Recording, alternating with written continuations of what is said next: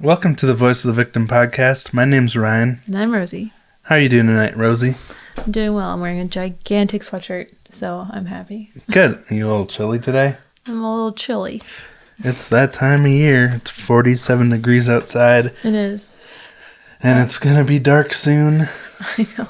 Next week, it'll be dark by now. I know. I'm bummed out because I like driving to work in the dark. Why? I just enjoy it. I like working out in the dark in the morning, and I like driving to work when it's dark out. Well, that's cool. Mm-hmm. I don't know. I like getting up with the sun, so getting up before that is a little rough, you know? Well, you will be happy then by Monday. True. More sunlight in the morning. Anyway, all right, so this week we have a listener story. Mm-hmm. Rosie, who is it from? It's from our listener, Sara. She's been waiting for this episode to come out for quite a while. It was in the right email that Ryan never checked. But now we have it, and we're going to share Sara's story. We have another listener story also in the queue. I'm going to break it up a little bit. So next week we'll have one of my outlines that I write, and then we'll follow that up with another listener story. So if you are wanting to share yours, please email us just at vovpodcast@gmail.com, because then I will see it. Well, yeah, or we could get you logged into the VoV listener stories email. I know, so many emails to keep track of. Sorry about that, everyone. So I'm going to read as if I'm Sara. I'm just going to read her email the way she wrote it, and we'll talk about it as we go along. Sounds good. All right. So we start off. I'm a fairly new listener to your podcast, but I'm a big fan already. Thank you. I listen to many episodes a day at work. To introduce myself, my name is Sara. I'm 24 years old. I know this is an opportunity to share listener stories, so I wanted to share a little bit of mine. I can very much relate to Ryan because I have a lifelong battle with anorexia and bulimia. I also have high-functioning autism, which went largely undiagnosed until age 12. That contributed to the difficulty I had in school. So right off the bat, I'd like to say that it's pretty cool that she relates to you and used your episode as some inspiration. Oh yeah, I'm glad that it, I guess, resonated with you. I mean, it sucks that you've dealt with all that stuff, but you're not alone, that's for sure. Mm-hmm. My story starts at age 4 or 5. Even from an early age, I could sense that I was an outsider. My family was very eccentric, and I never fit in at school.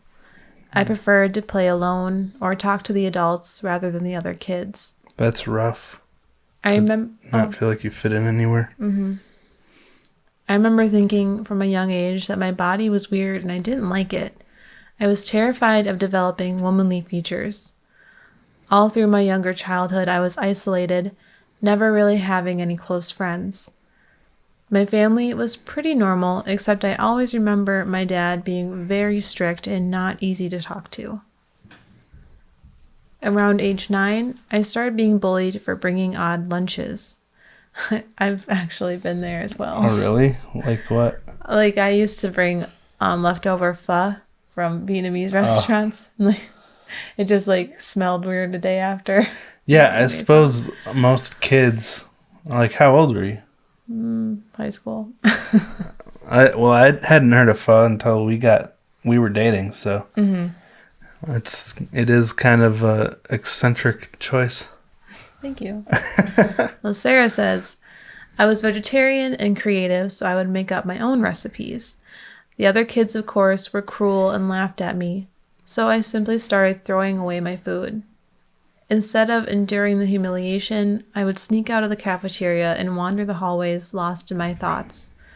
Sometimes I would even pick up petty things to steal or knock down a bulletin board just out of anger. To me, the lunch table became a place of hate, and that stuck with me. Ugh. I remember, kids... Well, I mean, I was bullied growing up for being overweight, but I remember, kids always daring me to eat, or, starting eating contests between me and the other large children. Oh, And like, I think this one day I ate 9 corn dogs at lunchtime.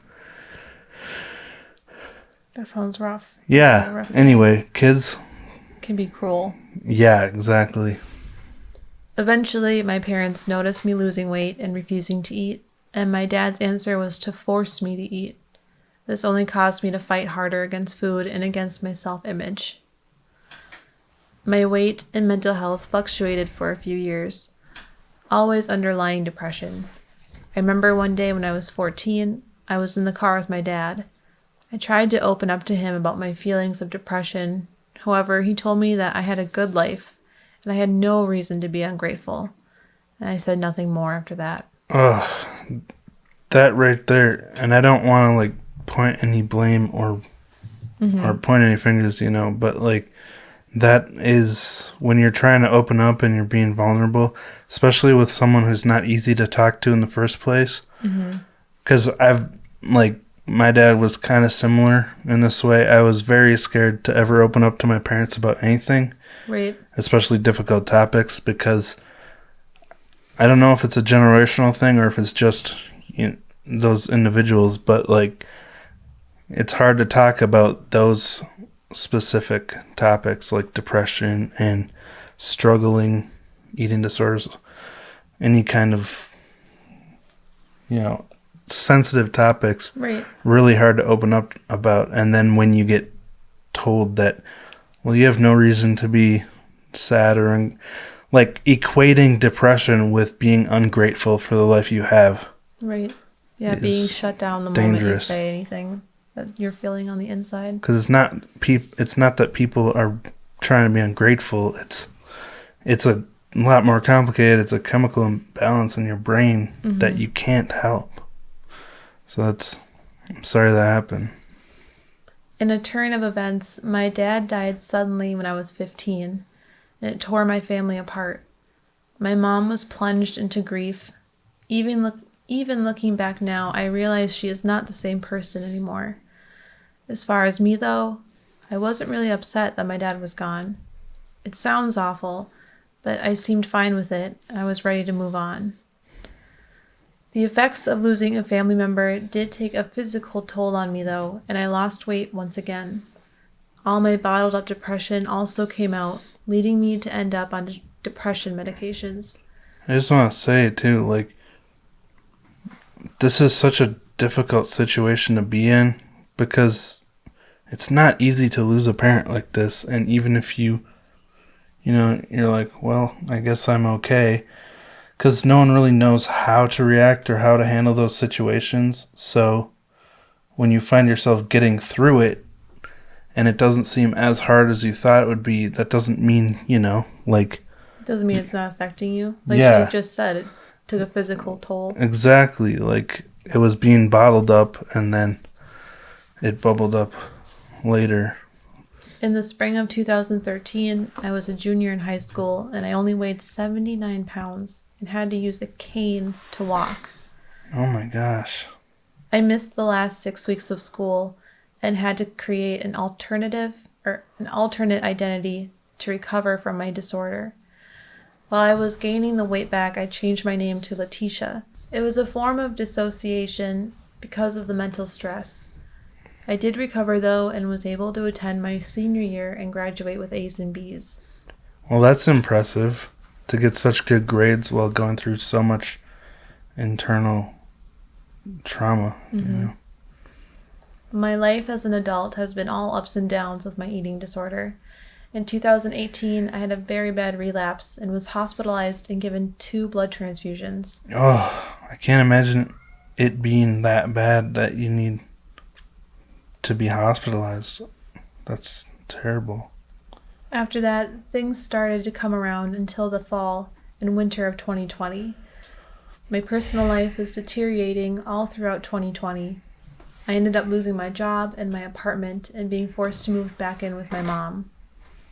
Also, in December, my dearest friend, who was also my ex-fiancé, suffered a heart attack. He was closer to me than my own family. He was the love of my life, but we just didn't work out romantically.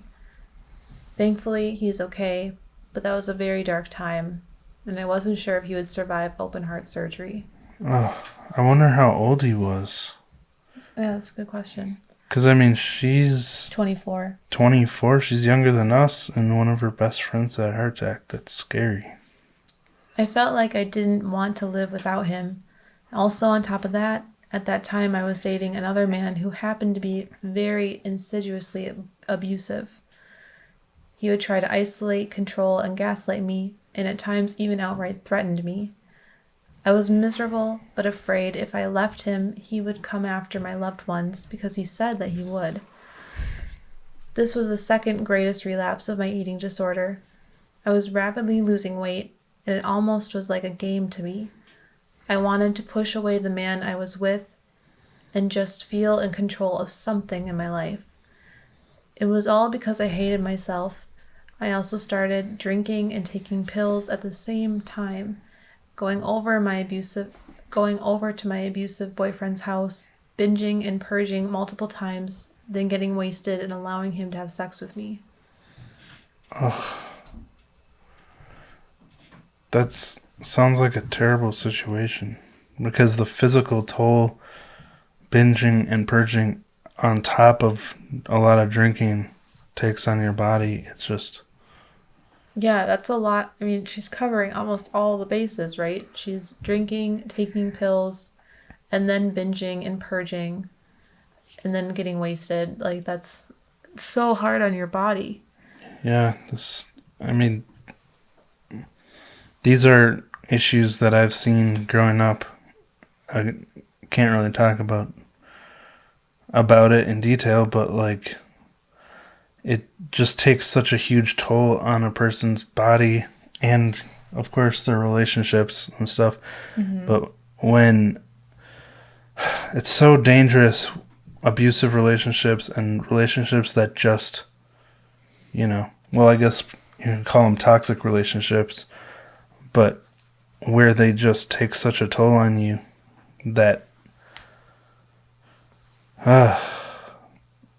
all this stuff just gets suppressed, and then you look for ways to deal with it, which alcohol is, or eating disorders, to try to have control of yourself. But like, that's why the Generation Y's coverage of the war on drugs, when Justin talked about his sister. How a lot of people, his sister, but how a lot of people who are drug addicts, which for a long time society just labeled as, lost causes, lower class citizens, a lot of times they end up in situations where their life is just so terrible.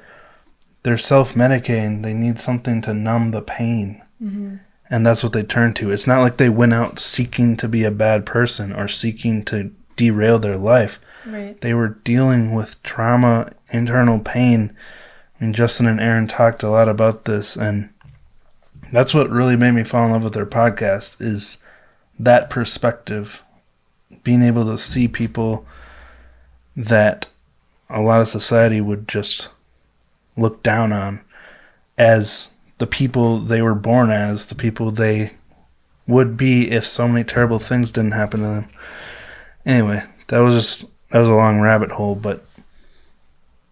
Oh, that's okay. But that's what this kind of stuff, suppressing all this stuff, can do. Like, go back to when she was in the car with her dad at 14 years old and was opened up to him about depression. If that would have become a real conversation and could have gotten some therapy and professional help and solved the problem at its core, who knows what it could have prevented. And that's why we talk so much on the show about open communication with kids and like making sure they know that they can talk to you about anything and you'll never have judgment. And we encourage people to deal with that stuff in a way that will be positive in the future, because it does come up. I mean, I was just talking about this with you yesterday, like comparing your experience, because you've shared your story on here and you got the therapy you needed right away, and you were treated, and now you're living a really successful life. You have a good relationship with me. You have like 3 side hustle jobs. You're just very productive because you were fortunate enough to have parents that got you the therapy you needed when you needed it. Right. And we've seen a lot of other people in our personal life that went through childhood abuse and childhood trauma, and their parents swept it under the rug and ignored it, and they suppressed it, and it bubbled up later and derailed their lives. It's so sad, and I feel so bad for those people. But anyway, do you remember where we were? Yes. Sarah was just talking about all of the vices that she would go through with her ex. She goes on to say that at times I even enjoyed the punishment of sex with him, though finally in April I was able to completely cut off contact with him and move on. She goes on to say, present day I'm doing quite a bit better. I'm very happy working in my career in manufacturing and getting to know myself. Plus, my best friend is doing much better health-wise. Well, that's good to hear. Right? I'm happy to hear that. And I spent a lot of time with him too. However, the eating disorder is still a huge struggle. It is such a pattern of behavior that it's hard to break, and I have my ups and downs. Yeah. I mean, we all do. Like, full disclosure, I've really been struggling with my health lately because I got so used to binging while I had an eating disorder that it's still really easy to do that now, but I don't purge anymore. So now, like, there's health consequences either way. Right. If you have that issue, I mean, I don't know what it is, if it's a lapse in self-control or if it's just what I trained my body into while I had eating disorders, but it's so hard to move past them. So, again, you're not alone with that. Sarah says, truly though, it is the people I love who got me through this, and they are the reason that I keep going. So... It's nice. Yeah, I appreciate that Sarah's story is not over, and she was not afraid to say that it wasn't over, that she's still currently struggling, as you just said, we all are. Yeah, well, I wouldn't have been able to just admit that on the podcast if she hadn't said that, because, it's hard to just bring up, like, hey, guys. Right. I know I was doing better before, but, relapses happen. And life is tough, guys, especially this past 2 years with everything quite a bit different than it used to be. A lot of relationships just on edge, very tense, very divided world we have right now. It is, for sure. So keep doing your best, stay healthy. Try to understand people and their different points of view, and just be kind and caring, because you never know who's going through something like this. And at the end of the day, we all have a lot more in common than we have, differences. That's a nice thing to say. Well, thank you, Sarah, for your story. We really appreciate you writing in. I am going to read her PS. This is something that we have just never, I guess, advertised for, but I think it's interesting, and if anybody would want to reach out because of it. So her PS is, may I add a suggestion note for your podcast? She says, while I love your episodes, I think it would be interesting and fair to maybe include the story of someone who was an abuser and made mistakes but changed for the better. I know people out there who are truly good people but have made some bad decisions, and I feel that their voices deserve to be heard. So we've never really out front just said, like, if you are an abuser that's made better life choices, please email us. But if there's anybody, I just didn't want people to feel uncomfortable. Well, it's touchy, because I'm curious how a lot of our listeners would feel about this. But at the same time, when she emailed us this, I thought about Grace, who shared her story on our podcast. And if you haven't heard her story, we highly suggest you listen to it. But she was really inspiring to me because her abuser was her father, and she still loved him, and she did her best to forgive him. Right. Even though he was abusing her till the end of his life. It was but, it's really inspiring. And, of course, I would never tell anyone what they should or shouldn't do because we all have different circumstances.